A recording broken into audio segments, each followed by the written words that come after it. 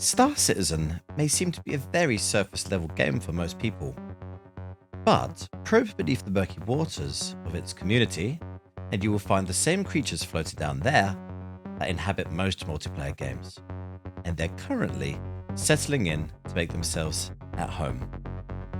In today's video, we not only stumble upon the use of private cheats and cheat menus, but actually a level of toxicity I've not really encountered before, made possible though by leveraging these tools to verbally harass and hunt down specific players in the game.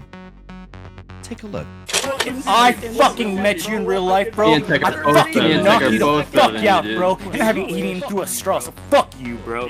Bitch boy. I kind of wonder why your fucking girlfriend's even with you. I bet she only fucking puts up with you till she's done with school, then it's a real man fucker. Maybe I'll hit her up, dude. Maybe I'll hit her up after she's done with school, man. Oh, fucking fake, dude. Yeah, maybe I will, bro. Maybe I'll friend. swing by fucking Ohio, dude. Who knows, right? Right, that's enough of that. So how did we get here? Back in January 2024, my boys and I and Lawbreaker were patrolling the Yellow Belt when an interested party announced themselves in the global chat. They were looking for a fight, and we took the fight to them. They suffered a loss and we won. The interesting part here isn't that we won and they lost, but how they went down kicking and screaming in such a peculiar way.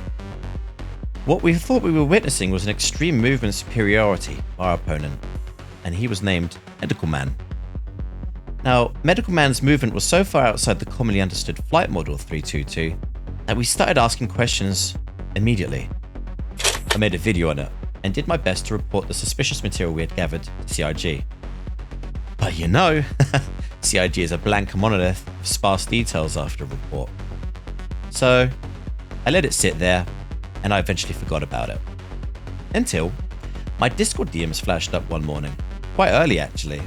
I knew who this was who was messaging me, but why was he reaching out after all this time had passed, especially after our talks didn't go that well?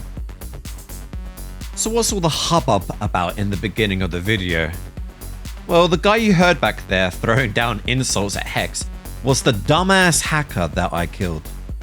Seems like a stable guy, right? Well, he was about as stable as his internet connection apparently. Yeah, this dude, he blamed his unusual flight mechanics on the fact that he lived out in the middle of nowhere in the boonies and had a bad internet connection. Alright, I mean, okay, it can happen. That could make things odd maybe. However, this dude wasn't skipping around in the game teleporting back and forth and rubber banding. His movement was as smooth as butter.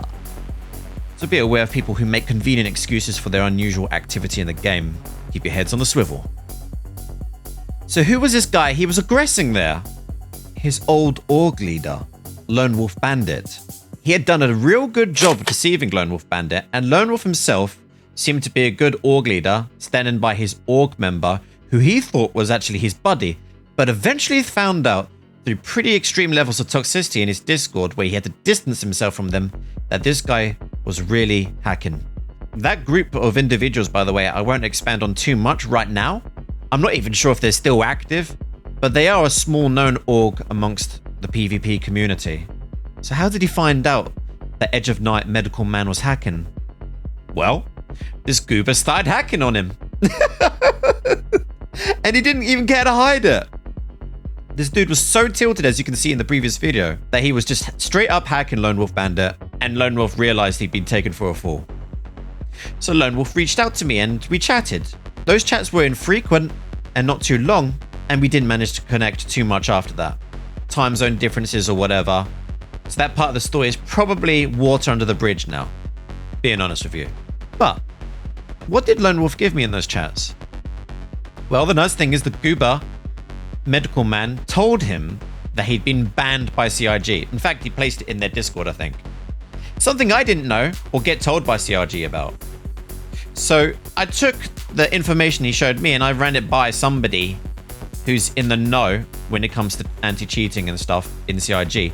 And they said that the email that was actually given out to this guy was a manual review email, not an automated one, which means CIG took a look at it. They took a look at the evidence and they decided to give him, hold on, wait for it, boys and girls, a 3-day ban. Wow, CIG. So I'd like a Siggy to weigh on this sometime. because it seems to me that their 3-strike rule that they normally give out still pertains to even hacking, guys. That's crazy, right? But maybe necessary. So if you go through the 3 strikes you're out, you'll get punished by the end of it. A bit like Facebook bans, you know? Starts with a 1-day ban, then a 30, then you're out completely.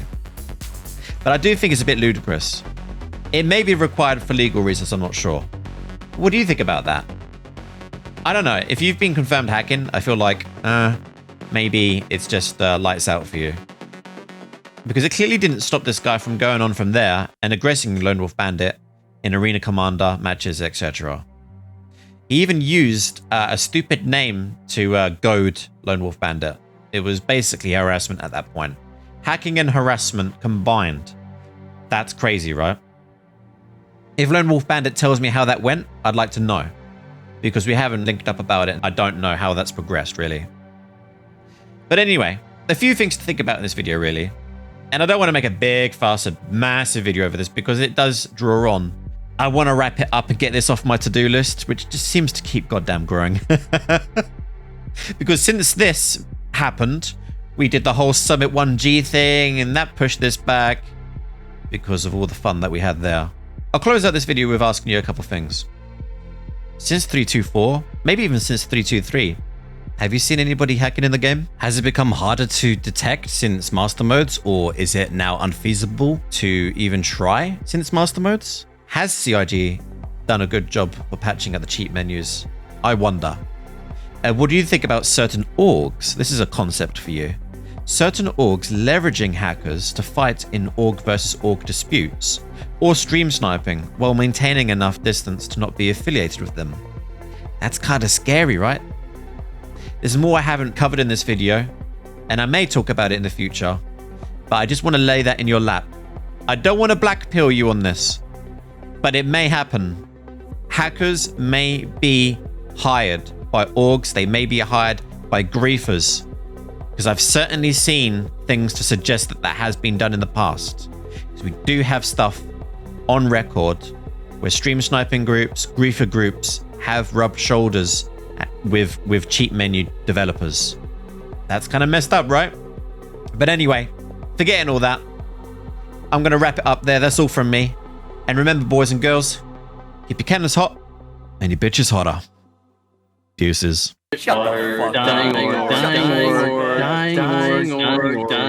Blackwater, dude. Fucking Blackwater, bro. You're a fucking pathetic ass human being, dude. You're a fucking pathetic ass human being, dude. Yeah, exactly. Look at the wall, dude. You fucking little bitch. Make you fucking sit on the fucking corner of your bed while I bang your fucking girlfriend up the ass, you little cunt. What if we set up medical man boxing match? Yeah, hey man, he probably does that already, dude. Yeah, dude, takes turns. Hey, who gets your girl tonight? Who gets your fucking? Hey, who's getting your girl tonight, dude? Yeah, daddy. Oh, definitely not someone living out in an RV. I'll tell you that right now. I tell you what, dude, I've met more people fucking living out of beautiful ass RVs that are worth fucking 4 times as much as you, bro. Guarantee it, bro.